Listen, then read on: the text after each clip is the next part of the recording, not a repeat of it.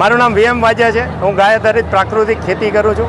આજે જુનાગઢ ખાતે ગુજરાત સરકાર અને ભારત સરકારના સહયોગથી નરેન્દ્રભાઈ મોદીના મિશન અને રાજ્યપાલના મિશન નીચે જુનાગઢ જિલ્લાના ખેડૂતો દ્વારા પ્રાકૃતિક ખેતી કરતાનો એક સેમિનાર યોજાયો હતો.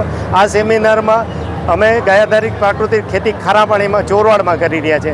એમાં અમે ખાસ વિશેષ કરી અને હમણાં કેરીની વેરાયટી એક તમે જોઈ હોય તો ઘણી જગ્યાએ ચાલી છે કે આ જે દુનિયાની મૂંઘામાં મૂંઘી છે, આનું નામ છે મિયાઝાકી. જાપાનમાં કંટ્રોલ વાતાવરણમાં થાય છે, પણ અમે કુદરતી વાતાવરણમાં માળિયા તાલુકામાં ઉછેરેલી છે આ કેરી. અને આ કેરી પ્રથમ વખત જ અમે જાહેર હરાજીમાં પોરબંદર ખાતે એક ફ્રૂટ 1700 રૂપિયામાં જાહેર હરાજીથી વેચેલ છે.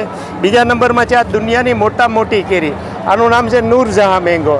આ અફઘાનિસ્તાનની વેરાયટી છે. અમે એક છોડવા ઉપર અત્યારે 10 ફ્રૂટ લીધા હતા. આ ફ્રૂટનીથી મોટું ફળ હતું અમારી આગળ 2 કિલોનું ફ્રૂટ. આ એની ગોઠલી છે. અને આ અમે પ્રાકૃતિક ખેતી સાથે હવે અત્યારે રીંગણાની કલમ અમે બનાવી છે. તો આ રીંગણીનો છોડ છે અને સાથે આ નીચે જંગલી રીંગણી છે અને ઉપર રીંગણીના એટલે ચાલુ રીંગણીના છોડ છે, એની કલમ કરી છે. પછી આમાં નીચે રીંગણીનો છોડ છે ને ઉપર ટમેટીનો છોડ છે, એવી રીતે કલમ કરેલી છે. પછી આ પણ કલમ કરેલી છે.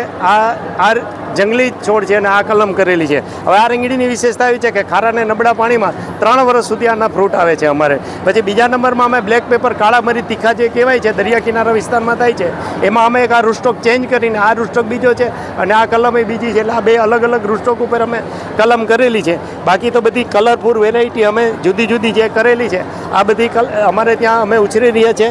અને આ સૌથી પ્રખ્યાત નવસારી એગ્રીકલ્ચર યુનિવર્સિટીની છે અને આ જ કેરી છે એ સોનપરી કેરી છે. તો હવે મિત્રો, તમે પ્રાકૃતિક ખેતી કરો, ઘરે તમે ઉગાડો ને ઘરે જ તમે પ્રાકૃતિક ખાઓ, ઝેર મુક્ત ખાઓ અને કેન્સર જેવા રોગથી બચો.